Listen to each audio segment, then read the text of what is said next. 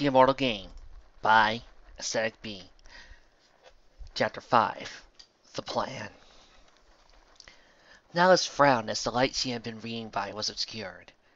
She looked up through a hole she had made in the ceiling to find that a cloud had passed over the sun. She was temporarily living in Ponyville's town hall as she gathered forces, and the building had suffered substantial damage during her fight with Luna. A benefit of all the collapsed ceilings and walls was that there were lots of natural light to work by. As the cloud darkened her reading light, Nihilus grew irritated. I thought I told those stupid towns ponies to resume their regular duties, she said. It's the middle of the afternoon, and the sky is still filled with clouds. Where is the weather pony? She looked around her room, and her eyes coming to rest on the only other occupant. Her Pegasus plaything was huddled in the corner, shivering, her eyes wild. A trickle of drool ran down from her onto the floor beneath her.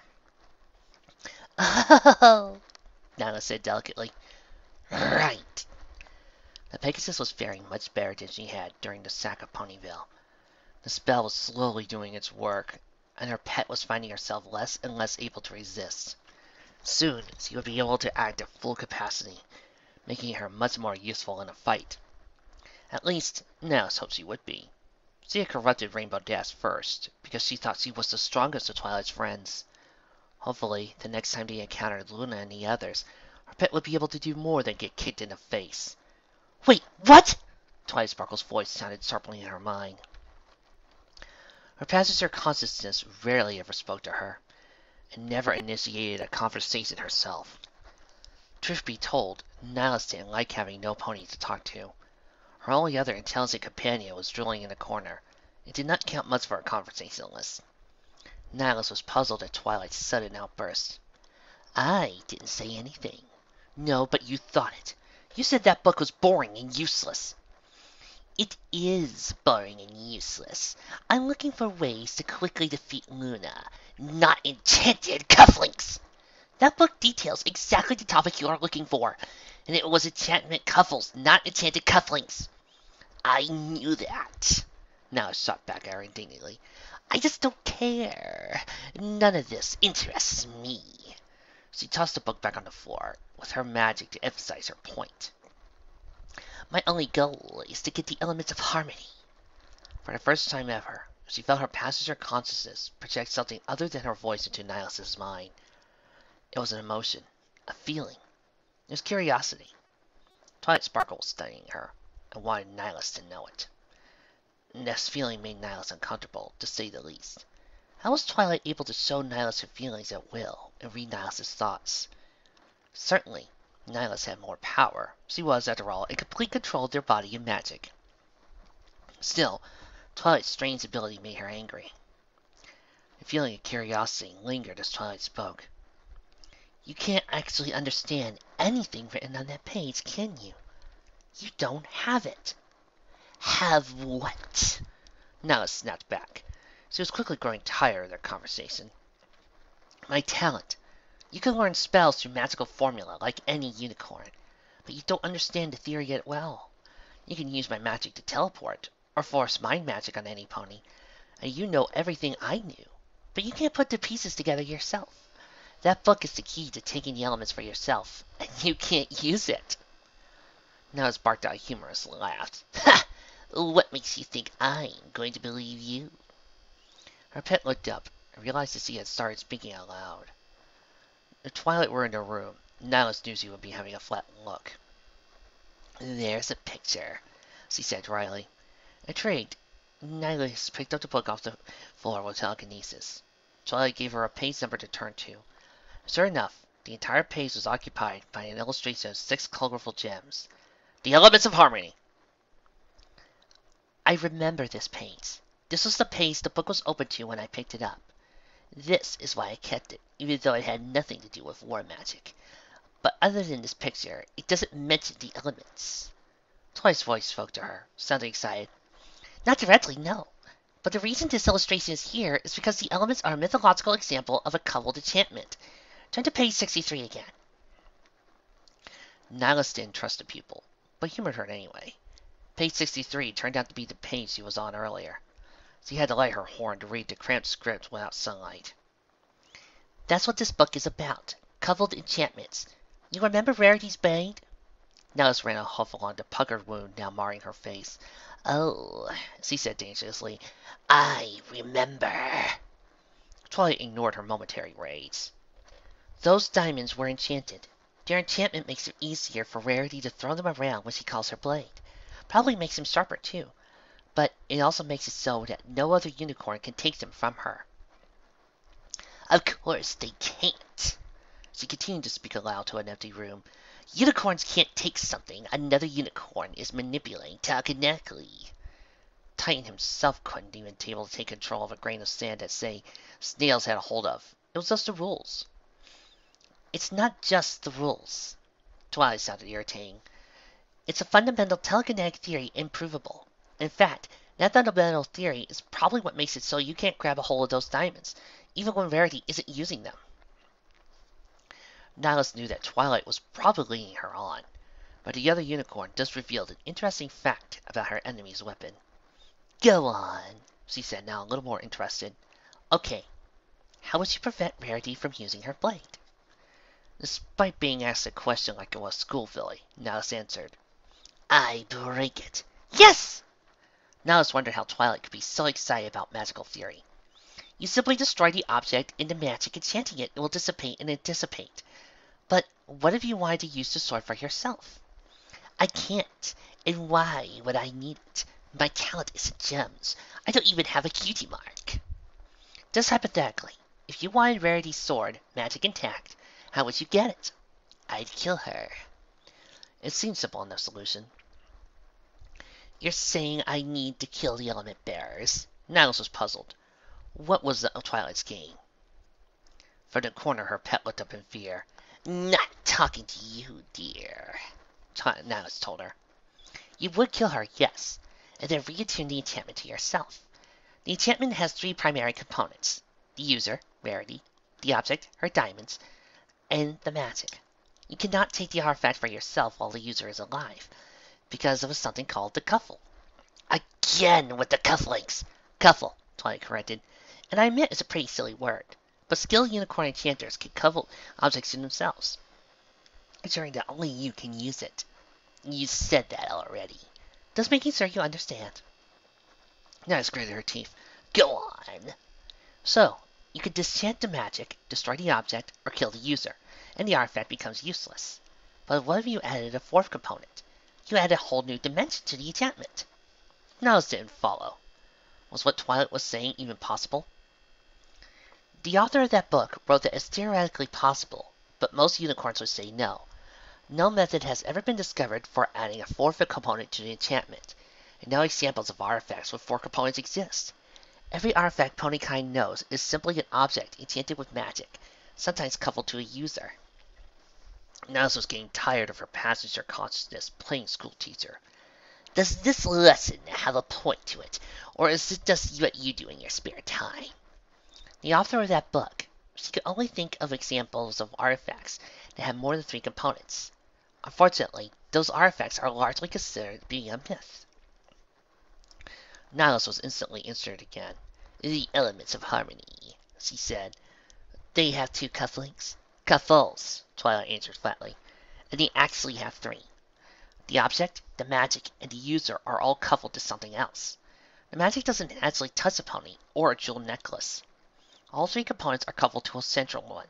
This way, the enchantment can only be destroyed by knocking out that central component. So, I just have to destroy whatever it is they're cuffed linked to? No, because the central component isn't another object, user, or a spell. It's something totally untouchable and completely indestructible. Twilight's sense of excitement spilled over to Nihilus' consciousness. The mayor really was interested in what she was talking about. An idea, she said simply. Whatever made the elements of harmony knew that this was the most powerful magic in Equestria. They couldn't risk it being stolen or destroyed, so they did the impossible and enchanted an idea. You can't smash loyalty against the wall, and you can't break magic over your knee. The bottom dropped down Nihilus' stomach. You're saying I can never control the elements, she said out loud. Twilight spoke slowly, as though choosing her words carefully.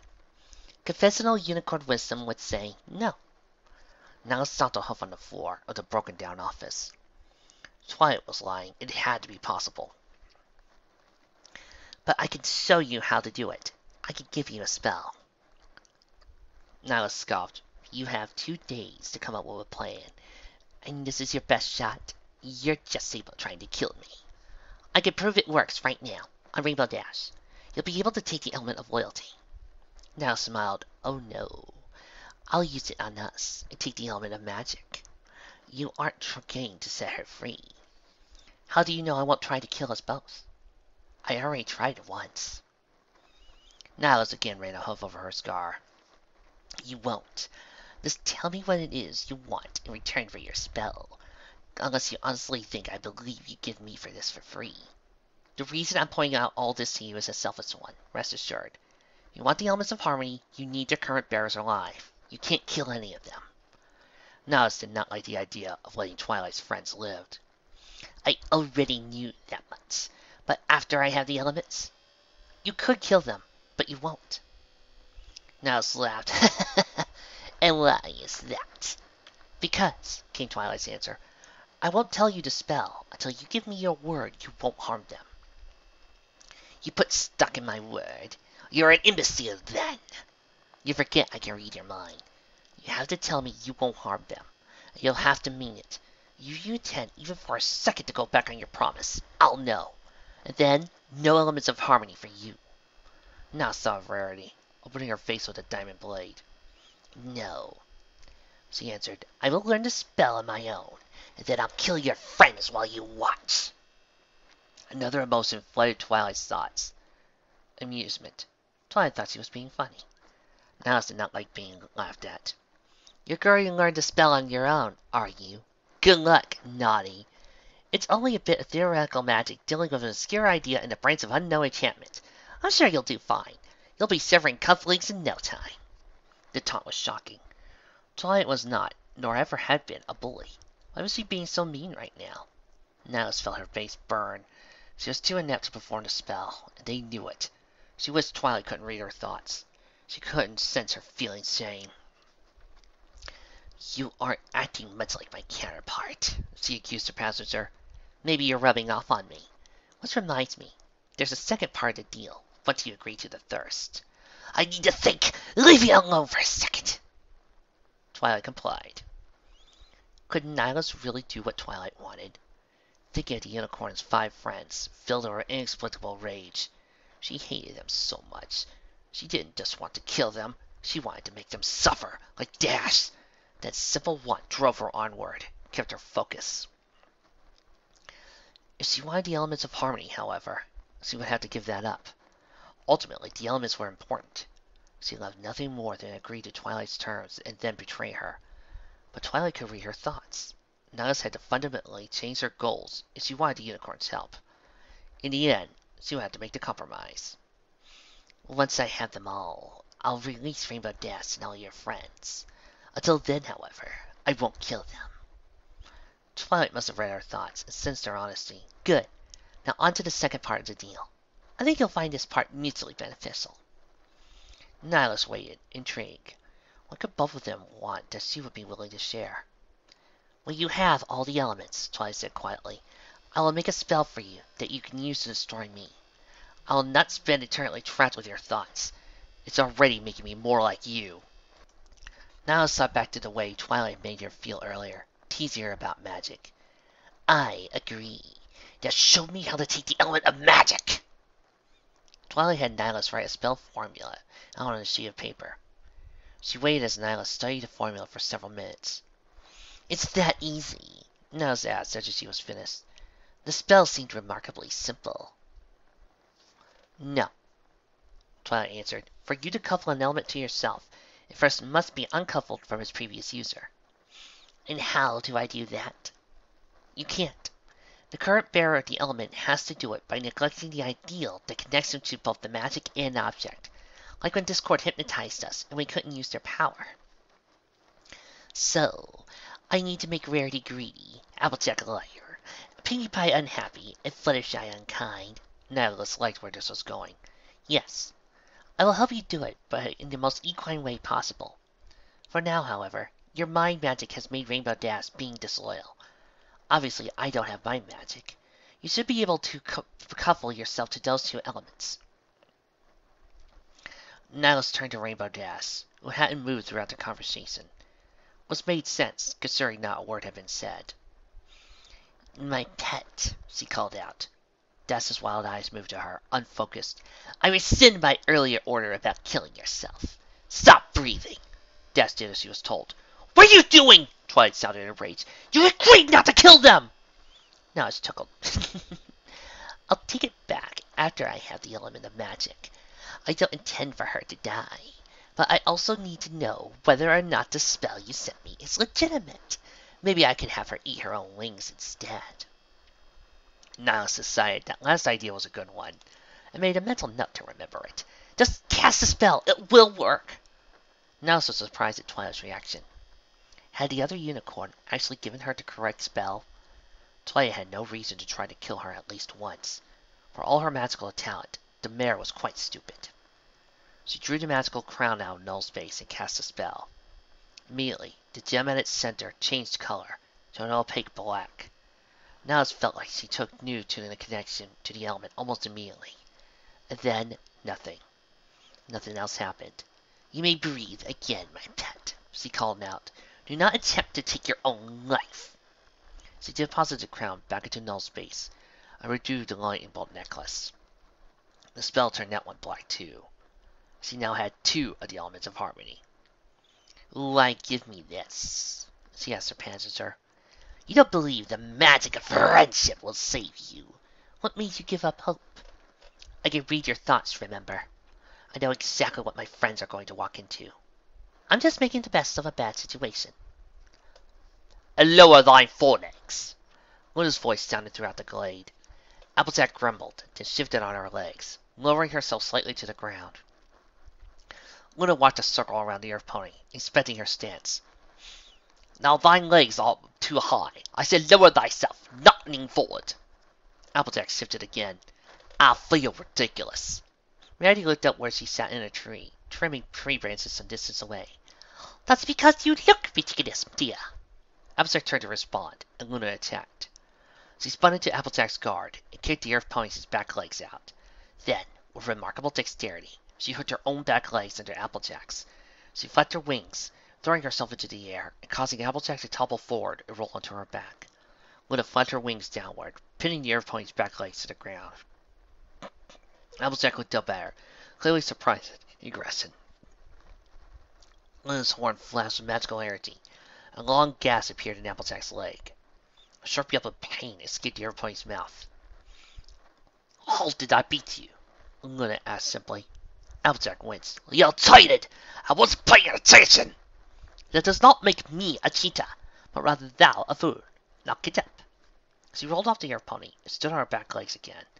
It was a Pegasus fighting stance. Applejack groaned, and the other ponies in the glade looked on in shock. I can't get up! My leg is bleeding! What in the hell do you think you're doing? I won't be able to help you catch Dias like this! Fix it! Luna spoke to command and patience. She saw Fluttershy approaching, no doubt to help her friend. Luna stopped the Pegasus and looked and backed away. She turned back to Applejack. Applejack twisted on her side and looked at Luna as though she was saying, This'll take hours to slice up! What's wrong with you? Listen to me carefully, Applejack. Luna approached the wounded mare. I need thou to find the strength thou used to buck apple trees. I doubt thou hast ever focused on that strength before, so it might take some time. The faster thou findest it, however, the faster thou will be out of thine pain. Applejack winced from the pain, still looking at Luna as though she were crazy. How am I supposed to focus when my leg is the same way that thou wilt focus when thine enemies are bearing down upon thee? I need thou to find this energy, and then concentrate thy mind on thy leg. Dost thou understand? Applejack screwed up her eyes, almost to a comical degree. I suppose I'll do. How am I supposed to know I'll have it? I always thought earth pony magic was innate, and how it's so strong. For the most part it is. The active part, however, lets thou kick trees with incredible force. It also strengthens thy legs, so thou dost not pulverize them. It is a very powerful earth pony who can make her flesh stronger than wood. The next part is difficult. Thou needest to cleanse that magic around thy leg, as though it were a muscle. I won't lie, it may take several days. Applejack kicked out with her leg, while the flesh around the wound bound itself together. The earth pony stood, clearly in awe of what she had just done. A soft, "Whoa, Millie," escaped her before she looked up at Princess Luna. "Seconds," Luna said flatly. "It taketh thou seconds. Why is it that I am heartily surprised? Now get that ready again. This time, make sure thy back legs are low enough, and I won't be able to flip you. And do not stop to ogle the bear of the ball over there." She nodded towards Rarity, who immediately fell out of her tree. "I wasn't ogling! I was just trying to tell her to stuff her pretty face," Applejack said angrily. Rarity picked herself off the ground, brushing herself off. "I can vouch for Applejack. She was almost certainly about to say something crude and undefined." Her tone was indignant. "I know. See how defensive thou art. Try to apply that to your training, and thou might last more than 2 seconds. Remember, thou art going to have to win against Rainbow Dash. She ain't an Alcorn, though." "No, but thou sayest she's faster than I, and knows martial arts. Pegasi have impeccable balance, and fight on 2 hooves. Thou cannot trip them, because they can fly. Thou cannot pin them, because they would be so much faster than thee. And they get hold of thou, they won't tell you thou to get back up, or to correct thy mistakes. You need to think about your mistakes on your own, and on the way towards the ground. That is, unless they decide to fly thee high in the air, too thin for non-Pegasus to survive. Theirs wouldn't. Thou dost not know that. By now, whatever spell Nihilus cast on her will likely have complete control. She hasn't murdered the poor mare. Thou cannot expect this to work like a storybook, where she comes back all better, because thou acted nicely. This is not like what happened with Discord. My magic is almost indiscriminately evil, and even if Das doesn't give it her best to kill thee, the Pegasus puppets will. More puppets." Applejack breathed. "Rad. Lots more puppets.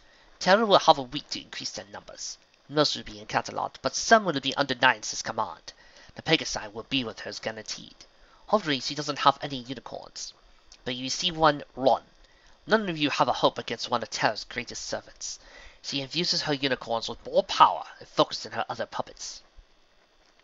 "Well, if I'm going to lose against theirs, why bother?" "Because you aren't going to lose. You're going to win. I'm going to teach you how to win. And afterwards you can brag to your returned friend how you could take her in a fight. Let's be honest, it's probably something you always wondered." At this, Applejack looked up sharply. "I thought so. This is always the case with my sister and I. Though that might be a good thing. We spent 2.5 decades trying to kill each other. Now, if Naya hunters, good.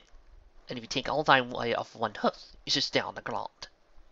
Luna spied Rarity looking disdainfully at Applejack from her tree. "Don't give us that look," Luna called out. "Thou art next." It was still overcast, and the dark gray clouds lent an extra amount of gloom to the already melancholy town square in Ponyville. No pony went outside anymore, unless they had to, for fear of being caught by Nihilus or one of her puppets. And the town was empty except for Nihilus, a pale green stallion, and another 4 puppets. Nihilus was less than interested by the reinforcements. "I was led to believe that I would be meeting with General Esteem, not one of his lackeys." General Esteem is busy leading the counter-resistance in the counterlot. The citizens in the capital are proving much more rebellious than we have assumed, considering ponykind has known 1,000 years of peace." The lackey's face betrayed no emotions as he spoke. He might as well have been a puppet himself. This made Nihilus grow even more irritated. "Counterlot has rebels. Prince Imperium cannot crush them and let Esteem do his duty." A look of annoyance flashed across the soldier's face as he regained his composure. Prince Imperium is an Alcorn. He does not need to concern himself with these matters. General Esteem is a talented unicorn and master tactician. He answers to Imperium only. "Oh, you precious little thing. You think your boss outrankes me, don't you? If Esteem is such a talented unicorn, it wouldn't be a rebellion happening right under the prince's nose." The soldier's jaw shifted. Canterlot is the magical capital of Equestria. There are more magical talents there than in the rest of our kingdom combined, It is a much more difficult task to subdue these rebels than it is to attack a small village. Watch your tongue, boy! Nihilus snapped. Do you know what would happen to me if I were to send your head back to Catalan in a box? The soldier paled visibly as Nihilus started toward her with her magic, then brought her mouth next to his ear. Nothing at all. She whispered as he threw him to the ground. She turned once again to the meager group of puppets she had been given. This will not suffice, she said. I will need Pegasi to take the Cloudsdale, and unicorns to seduce Celestia's task force while I deal with the princess. The soldier picked himself off the ground, as though nothing had happened. Nihilus wondered if steam had ever threatened to kill him before. These are only a preliminary batch of reinforcements to ensure your hold on Ponyville secure. The rest will be delivered with your boon. My boon? Nihilus asked. She had no idea what a steam soldier was talking about. For your services and continuing loyalties, its Titan has offered to grant both you and its team a boon. The secondary reason for my visit is to ask what you desire of your god. He's giving us presents. Nihilus grinned. Goody. What can I ask for? Almost anything with his or Terra's power. His team was granted eternal youth at his request. Anything with his and Terra's power. Nihilus thought theoretically what he could ask for. What were Titan's capabilities in any case? Clearly he knew the things no other pony did. Twilight knew of no way even Celestia could be granted eternal youth. Replying to rob the bearers of the elements already in motion, however, as he did not anything else to accomplish it. Nihilus didn't necessarily need anything. There were a great deal of things, however, she wanted. She thought of things to make the attack on Cloudsdale more fun. Things could make secure her victory against the bearers. Things she would want after she harvested the elements of harmony and used them to assert the royal family. In the end, there was only one thing she could ask for. The way thou art holding it is more or less the correct way against an earth pony. Against a unicorn or Pegasi, however, thou wanted to keep the blade at thine side, at the angle to thine front leg, like so. Under the soft light of the night sky, Luna instructed Rarity in the art of blade casting. Every pony was awake and in the clearing despite the late hour. While Luna instructed Rarity, Applejack, Pinkie Pie, and Fluttershy seemed to be playing some kind of game under a tree. Luna wasn't sure the game involved spinning your head around, or if Pinkie just simply wanted to play that way to make things more interesting. Now, she said once Rarity had adjusted her stance properly, and looked ready to continue. Thou already knowest the basics, but I assume that thou hast no practical experience with the blade outside the attack 3 days ago. Rarity looked up thoughtfully. I haven't had any real fighting experience, no. I was under the assumption, however, that this was to be a rescue operation, not a raid. But I really had to test it with those unicorn uncouth brutes again. Unicorn moved a hoof to her neck, which was still badly bruised. Luna found it curious that Pinkie Pie's bruise was not healing any faster than Rarity's, and still appeared to be much worse than the unicorn's. Earth ponies were supposed to heal faster than others. Applejack was not strong enough to heal at will, something Luna herself had trouble with. Perhaps Pinkie Pie was not simply a strong earth pony. Nihilus already has upwards of 50 puppets, and will most likely have more by the time she moves on Cloudsdale. We aren't going to destroy them all, she added, seeing the look on Rarity's face. But thou will undoubtedly encounter some, along with Rainbow Dash. Thou needs to be ready for their eventuality, especially since the others don't want to fight. It was true. While Rarity and Applejack had been willing to receive Luna's crash courses in on-pony combat, Pinkie Pie refused, cheerfully telling Luna she wasn't going to hurt another pony. The princess had not even bothered asking Fluttershy. The poor mare broke into tears when birds were impolite to her. It was pathetic. You realize, of course, that I'm only going to use this, Rarity twirled her glimmering blade, on puppets. Luna sighed. It was a topic she had been wishing to avoid. Rarity, I know thou dost not want to hurt any pony. None of us do. But sometimes we do not have a choice. There will be real, living ponies who side with Nihilus and Empyrean. And if it comes down to it, if thou must choose between them or you, well, we are all at war. I could give up my ideas for Sweetie Belle, the unicorn said quietly, but not for you, princess. I'm sorry, but I imagine Applejack feels the same way. Luna could see that this was not going to get through the other pony. We'll talk about this again. Later. For now, show me your role. Go left when I command thee. Rarity scoffed, clearly apprehensive. What's the matter? Luna asked. Afraid to get dirty? It's huge! Nihilus exclaimed. How did you build this in a matter of days?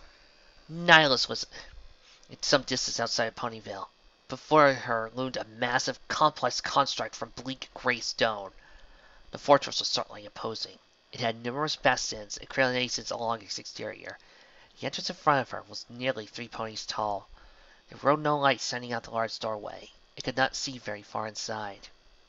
Unicorn puppets standing at the entrance to the complex looked at her with blank expressions. One of them spoke. Queen Terra constructed herself with unicorn magic. The magic is what gives the unique properties you requested. Nihilus regarded the enormous structure appreciatively. Well, that makes sense, as no pony could ever move something this large with unicorn magic. Unicorn magic could move the sun and moon. Of course it could move this comparatively small fortress. Nihilus walked past the unicorn puppets to enter the fortress. As she moved into the darkened hallway, glass doors lining the walls responded to her presence by emitting a bright glow, illuminating her passageway. She heard her hostess behind her. It turned to see 2 unicorns following her inside. Nihilus was perplexed, but said nothing. She knew that unicorn puppets were supposed to be stronger than the others, but that did not explain how they were able to follow her without being told. One of the puppets spoke. The fortress is split into sections. The lower 2 levels consist of smaller rooms where you could store troops and supplies. The top level is smaller and contains only a single large hall. That room is where you're intended to direct the citadel and hold audiences with captive rebels. The tower above it contains your personal chambers, and the last section of the citadel. You are a true pony. Your rooms have been stocked and furnished. As they walked, they passed numerous small hallways set into stone in the large hallway. Eventually, the hallway opened into a larger circular room. Lights flaring on to illuminate its dimensions. 3 other hallways split off from the room, no doubt leading to 3 other entrances inside the fortress. How do I get to the other levels? Where are the stairs? Surprisingly, the unicorn answered the question. Ramps run along the exterior of the structure. Shall we show you, mistress? Now smiled when she used the word mistress. Yes, she said simply. Unicorns led her along one of the hallways, before coming to an exit. They turned into one of the identical doorways, and led her to a set of stairs that brought them outside, and into a canal rampart. There, the unicorn stopped. Keep going, Nihilus said. Take me to my chambers. Saying the puppet still needed some prompting. Her servants complied, and moving along the battlement, they entered another hallway. The second level looked similar to the first. They quickly turned again, and ascended another set of stairs, leading to another rampart. This one led around the exterior of the fortress as well, and the ramparts was the first level visible below them. As they walked, Nihilus questioned the unicorns. Why do we have to walk around a quarter of the fortress to ascend to the next level? Wouldn't it be simpler just to go straight up? One of the puppets answered her. He wasn't sure if it had been one to speak earlier or not. King Titan's symbol is a circle. When Terra constructed this fortress, she made it circular so as to represent the pony it serves. When you discover your cutie mark, your sigil will be your mark within a circle. The Imperium's will be as well. The fact that the pathway at the upper chamber is a long one will make the complex easier to defend from earth ponies and unicorns. I thought Terra made this fortress. Why does this architecture follow Titan's iconography? Terra is Titan's puppet, just as we are yours. Nihilus hadn't really cared about any of the first bit. She wasn't really worried about the shape of the fortress, or about Titan. All she cared about was the fact that the remaining bearers' attack seemed to have an additional edge. At last, they came to the 3rd level. It was smaller than the other 2, because of the way the fortress had been built, tier upon tier. The upper floor seemed fast, however, because it consisted only of one giant circular room. Cages, Nihilus said, nosing the metal enclosures along one section of the wall. Those will come in handy. I suppose the throne is for me. In the center of the room was a raised platform. The center of which was occupied by a large chair, made out of the same stone that composed the rest of the fortress. The chair, yes. You will notice that each of the ruin's 4 doorways open up to smaller balconies, rather than a battlement that surrounds the entire level. The balcony that leads to your personal chambers is this one. The tower turned out to be a squat cylinder, protruding from the center of the fortress. Now suppose that there was no need for additional height, considering the structure in question. Her chambers were colorful and luxurious, dominated by a circular red bed and wall hangings. She noticed that the hanging directly above her bed was Titan's chisel, a white circle upon a field of black. Evidently, the alicorn wanted to remind her of where her power came from. "This boon is a gift," she said softly, "to remind me of my ultimate allegiance to the Empyrean ever-rebel as Celestia did. Titan doesn't trust his son. He wants to make sure Esteem and I are at his side." The alicorn's mistrust was misplaced, however. He should have been watching Nihilus, not Empyrean. The puppet that spoke did not use his regular emotionless voice. Instead, Nihilus detected a hint of hesitation in the unicorn's words.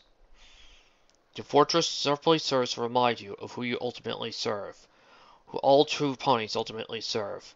It's also a gift of appreciation from the king to you, for your contributions to his cause.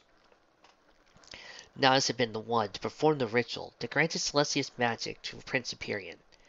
Titan had not said why he needed her to complete the spell. "Where is Titan now?" she asked, regarding the circle. She knew that Prince Empyrean was ruling in Canterlot, supposedly having trouble with the rebels. Titan, however, vanished after defeating Princess Celestia and taking his wife with him. The king has taken the queen with him to Everfree Forest to complete his works. He has left Empyrean in charge of ponykind. "Why is it you can speak so well? I thought puppets were stupid." The queen created us with more intellect than other ponies, so we may better focus our abilities in combat. We are designed to emulate magically talented unicorns, and require the additional intellect to cast our many spells. It is far more taxing for the queen to create a unicorn puppet than an earth pony or Pegasus, because of the extra powers she invests in us. "So, you're stronger and smarter than the others?" Yes, mistress. The puppet answered her and was not speaking terms. "I see. Do you have names?" The puppet thought for a moment before answering in its emotionless tone. I am Puppet. "Creative," Nihilus said flatly. She had come up with her own name as well. Nihilus Nix Naught. She thought it had a certain ring to it, even if it meant nothing. "And you?" She turned to the other puppet. I am Puppet. It stated simply. Nihilus laughed. "Of course you are. Do either of you have free will?" We can act of our own volition, but we still desire to only to serve you in all things. We do not have wants ourselves. Nihilus regarded the puppet for a moment. "Stop breathing," she commanded. The unicorn complied, remaining perfectly still as it held its breath. Nihilus turned to his companion. "You have no sense of self-preservation, yes? So Puppet here will hold his breath until he dies?" The opponent appeared completely unfazed, as his partner continued not to breathe. Not until he dies, mistress. He will most likely just fall unconscious and start breathing again. "I suppose you're right. You may breathe again," she said, speaking to the unicorn on the ground. She turned back to the other puppet. "When do the other reinforcements arrive?" The next batch of puppets will be complete in 2 days. Tara will give you a cut of that group as well. Dallas began to descend from her quarters to the central chamber. "Good," she said. "Then we can proceed as planned and take Cloudsdale in 3 days' time." If the settlement in the sky had any news concerning Ponyville and Canterlot, they could not resist her. Still, the Pegasus needed to be taught to fear their new ruler. We can allow ourselves and other Earth ponies to walk on clouds, mistress, should you wish it. "I will, but for now, I will require only one other thing of you before I retire for this evening." Anything you ask, mistress. A grin spread across her face. "How do I make it fly?" Despite her skill and power when it came to flying, Luna's descent back into Trillium Glade was sloppy and tedious. Her wings labored to stall her backward fall, as she panted from exertion. Thankfully, Fluttershy saw her and flew up to give her a hoof. It was late afternoon, and the sun was beginning to dip below the horizon. Luna had just come back from doing reconnaissance in Ponyville. She also offered to pick the other ponies up any supplies that they might need for the coming rescue operation. The second task was the source of her current overburdened state. She had traveled a considerable distance between Ponyville and the gate laden with 3 heavy sacks of goods. She had not expected the element bearers to ask for so much. And they hadn't really. Fluttershy, Applesack, and Pinkie Pie had not asked for anything at all. Rarity, however, given Luna a list of items 2 pages long. The pages had also been double-sided. Where the unicorn had gotten to paper, Luna didn't know. It had been difficult, however, to remain hidden in the town while collecting the absurd amount of things Rarity had requested. The princess grunted as he dumped the contents of the sacks into the center of the clearing. What dost thou need these things for, Rarity? It is merely a bunch of frivolous nonsense! Rarity gently trotted over and placed a hoof to her chest. Nonsense! The unicorn made a face. These items are imperative, princess. They are absolutely vital to the success of our mission. As a former commander, I thought surely you would understand. Luna raised an eyebrow. Of course, Rarity. Forgive me for not seeing why this! She levitated an item out of the bag. 2-liter bottle of glossy and glamorous made and caress shampoo is vital to our success! Rarity sniffled. Princess, surely you cannot expect me to fight the forces of evil without looking my best. I haven't been to the spa in almost a week. In any case, not all of this is for me. The unicorn turned. Pinkie dear! She called out. On the other side of the glade, Pinkie Pie looked up. Gina! Verity called out sharply. Pinkie shot to all fours and stood at attention as Verity pulled out a scarf from one of the sacks and tied it around her neck. This should help cover up that horrible bruise of yours. Pink! Pinkie concerned. My favorite. Thanks, Verity. Thank the princess, dear. I also had her pick up a couple of board games to entertain you while we train. Verity stacked the board games neatly outside their sack. Pinkie Pie cheered and merely carried the pile of games away as Verity tied her own scarf around her neck. A little strange wearing a scarf in summer, but I think I can pull it off, she said to herself. Luna gave an exasperated sigh. Does anything here have anything to do with our rescue mission? She asked her gritted chief. Verity looked up as though she noticed the princess's presence. But of course, princess. These. She pulled out various materials, needle and thread. All for me. I'm going to make myself a saddlebag to carry my blade diamonds around in. I'm thinking you'll sit farther back than a normal saddlebag. Perhaps give it another class. Luna's eyes narrowed as the unicorn trailed off. Thou meanest to say if all thou really needed was a saddlebag? I just hauled all this junk through the air for 3 hours, and all thou needed was a saddlebag! No! Verity threw half a dozen objects she'd been manipulating away from herself. She turned to face the princess, and she saw that her eyes were burning with rage. The other girls looked over, startled at the outburst. I did not need a saddlebag. I needed to make something. Don't you understand? Luna took a step back from the unicorn. Why was Verity acting this way? Pinkie Pie needs to play. Fluttershy needs something to care for. She drew a long roll of canvas out of the bags and unrolled it. Then cast her blade. 14 diamonds shearing through the canvas that she held in front of her. You might enjoy this. Maybe it reminds you of your glory days, princess. Verity divided the canvas into pieces, then split her blade and wrapped a piece around each diamond, smothering the inches in the cloth. The diamonds did not cut through the cloth. But the rest of us don't like sitting around here doing nothing while Rainbow Dash and Twilight are in torment. Luna let the words wash over her. Not only was she surprised at Rarity's sudden outburst, but she had no idea how to react. She could treat Rarity as a subject, try to be firm and resolve whatever problem was. She could also treat Rarity like a soldier, simply punish her for questioning the chain of command. Neither seemed appropriate in the situation. Applejack spoke before Luna could say anything. We won't have the hope of rescuing Twilight and Dash without the princess, and you know it, Rarity. You're the strongest of any of us, and she's only trying to help. Rarity gave a humph. You would defend her now, wouldn't you, Applejack? Of course I would. You're being mad stupid, and Luna's my friend. Luna considered interrupting their argument, but thought better of it. Rarity and Applejack knew each other better than she knew them, and could likely sort out their feud on their own. She had done enough harm already, apparently. Rarity was fuming. Twilight and Dash are your friends. The princess is your commander. You saw her memories with the rest of us. Don't you think she traded your life away, and the circumstances called for it? I know, I don't think that. What's wrong with you, Rarity? Did Rarity hate Luna was in charge? Did the unicorn think she could do a better job? Or did she hate her because Luna asked him to wait? Certainly the unicorn was under a lot of stress. Was he put her life in danger before? Was it just boredom then? Rarity says he needed to make something, whatever that meant. Of course he would, Applejack. That's what commanders do.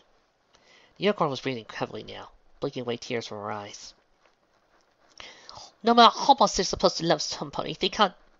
She sobbed as she sat in the grass and released her sword. The covered diamonds fell to the ground around her. They cut. Rarely. Applejack sat next to the unicorn in the grass. Was this about your parents? Luna watched the two unicorns with growing confusion. Had Rarity's father sent her mother to die? Was that where Rarity's sudden hatred for the princess came from? Did Luna remind her of her father when they trained? She decided she shouldn't have been so pussy when it came to the sex of shampoo. This decision seemed inconsequential, with the way the argument had suddenly escalated. Celestia wouldn't have minded about the shampoo. What would Celestia do about Rarity's outbursts? Rarity stood, regaining her composure almost instantly. The Carousel Boutique is gone, Applejack. I am homeless and poor. The only thing I have of valuable to my name is the blade. I am the limit of generosity with nothing to give. I know things are hard, Rarity, but that doesn't give you any right to go off on the princess like that. Luna decided enough was enough. Yes, it does, Applejack. Both ponies looked up, evidently surprised to hear Luna's opinion. I have been treating thee like a soldier, Rarity. Admittedly, it's just all I had to do. I've only really had one friend in my life, whereas I had tens of thousands of soldiers and many more subjects. Thou art no fighter, however. Thou art a fashion designer. The unicorn continued to eye her warily.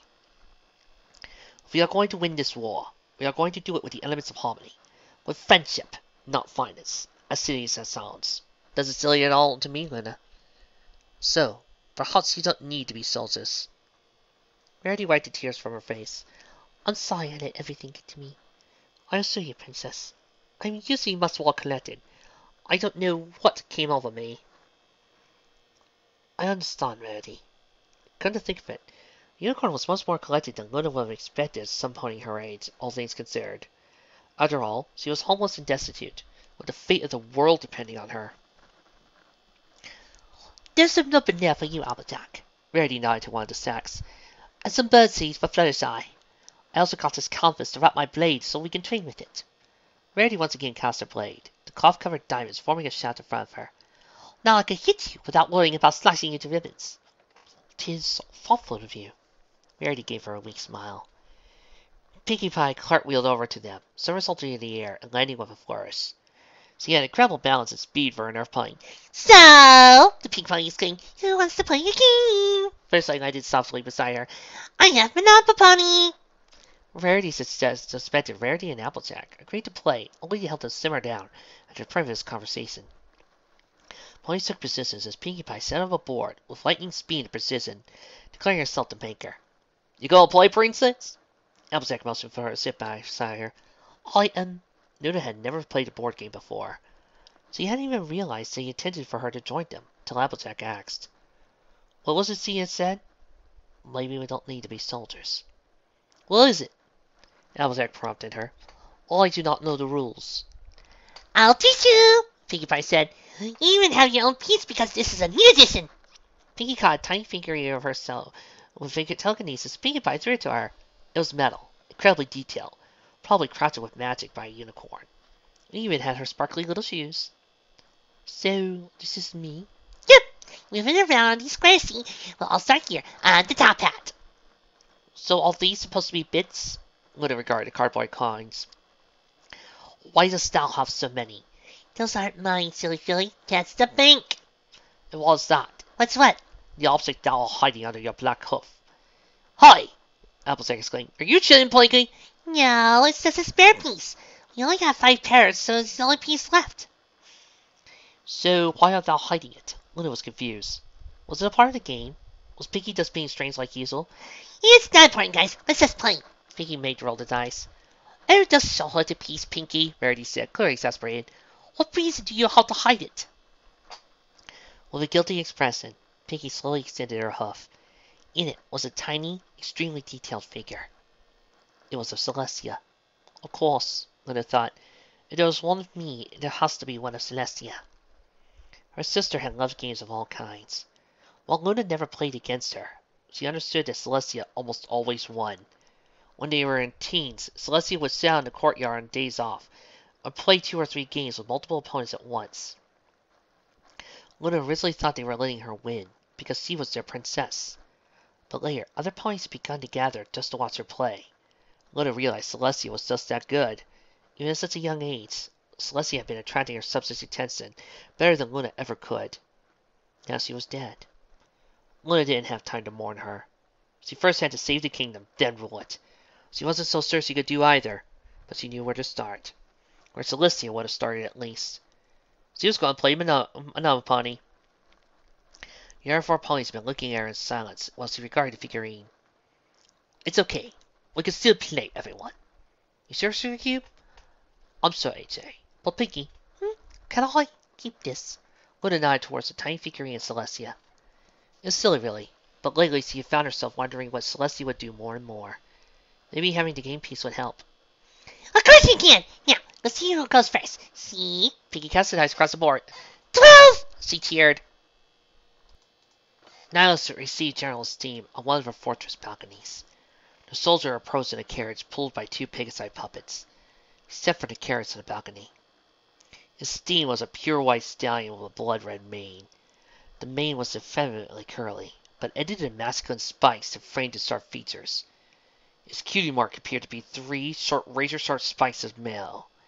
He wore a tightly fitted harness, no doubt to hold the 14 shards of platinum iridium that made up his blade.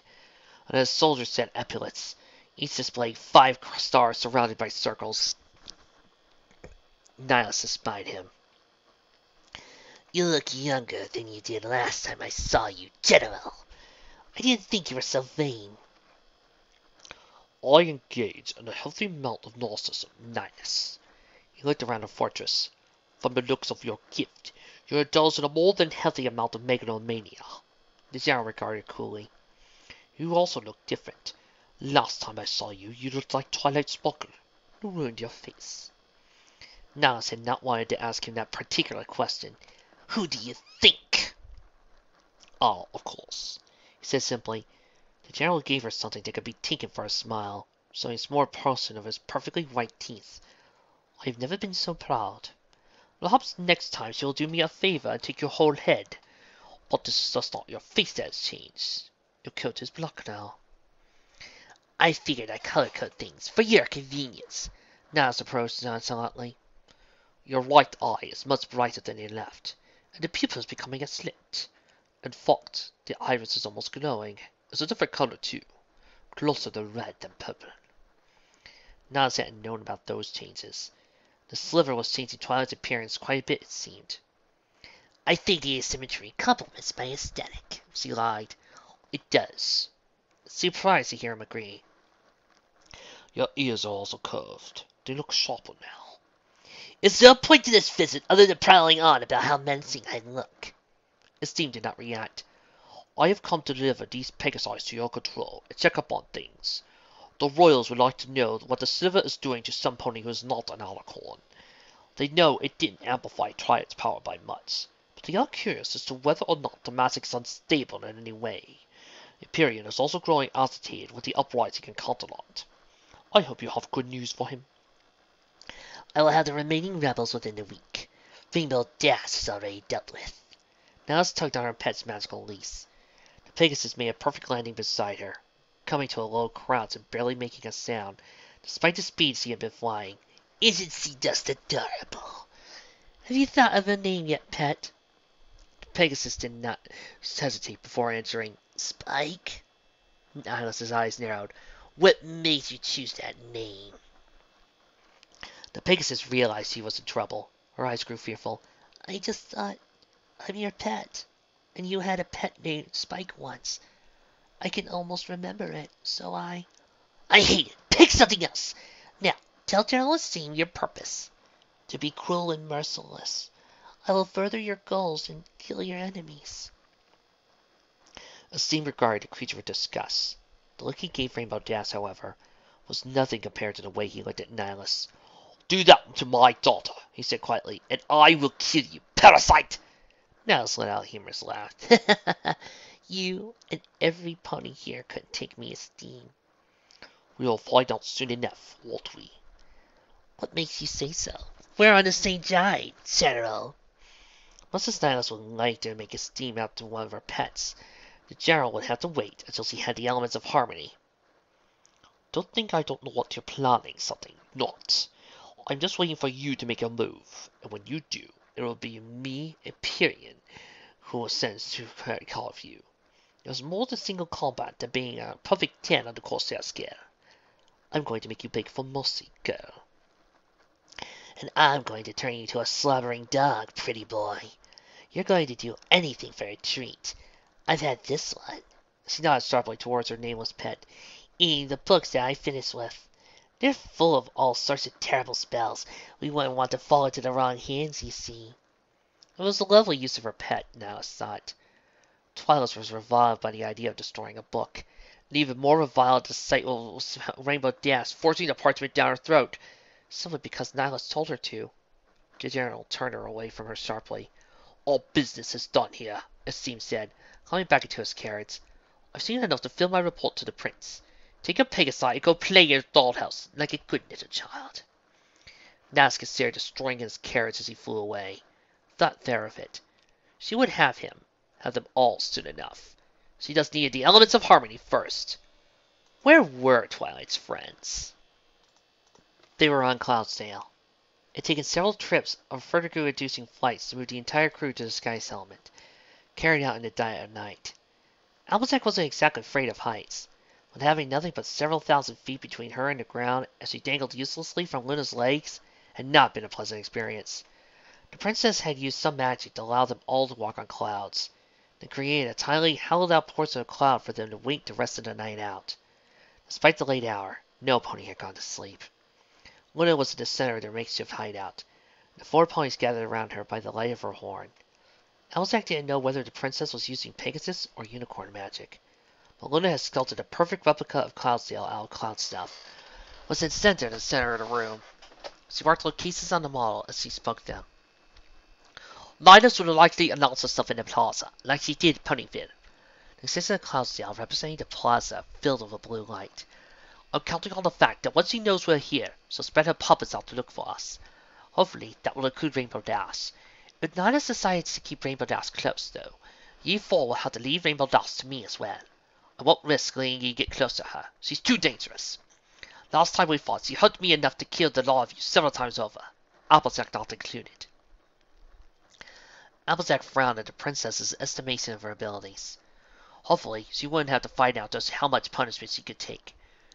If you're responsible for Dash and Nihilus, then what will we do? Again, this is only she doesn't send Dash after ye while I distract her. I'm very certain she will. If she doesn't, or if anything else goes wrong, ye four will get out as fast as you can. Ye remember that how to find our secret entrance? The 4 ponies nodded in unison. Good. I doubt Nihilus would expect you all to hide right here in Cloudsdale. My spell will only work for the next couple of days, though, so you'll have to find Featherside take ye down by then if I get captured or killed. Oh, don't get me that look. I am well aware of my own mortality. If this ends badly, I need to know ye four will be able to continue the fight. Luna levitated the figurine of her sister, turning around in front of her face as she worked her mouth. Celestia was always better at plotting than I. She'd find a way to make it so that even if her enemies won, she won more. You're doing fine, princess, Fireside said. Luna gave the Pegasus a tiny smile before continuing. As loath I am to break up our only 2 fighters. Retity, I plan on putting thee here. She marked a point on the model, with Featherside. Applejack and Pinkie Pie will take the higher ground here. This way, regardless of where the Pegasi fly, they're bound to run into 2 of you. I think Featherside and I will be just fine, don't you, darling? Rarity said. My only concern is for you, princess. The last time I fought Nihilus, I was already exhausted from escaping my mother the night beforehand, and I had to worry about protecting a certain unicorn. This time, I think the little parasite would be surprised. Oh, well, I suppose there is that little tidbit there. In any case, tomorrow is the big day. Our only goal is to rescue Rainbow Dash, but I will not lie to you. If we succeed, the 5 of ye use the elements on Nihilus, it will kill her. Let's just say kill Nightmare Moon. I figured you should let you all know that beforehand. It's the only way to save Twilight, but it's also thine choice to make. Silence dominated the room. Applejack had been waiting all week. Despite the danger they were in, she felt a little excited. She took Rainbow Dash, she said coldly. She blew up my home, Rarity added. She has Twilight. Fireside's voice wasn't angry like theirs, just sorrowful. Pinkie Pie said nothing, but her eyes narrowed and growled.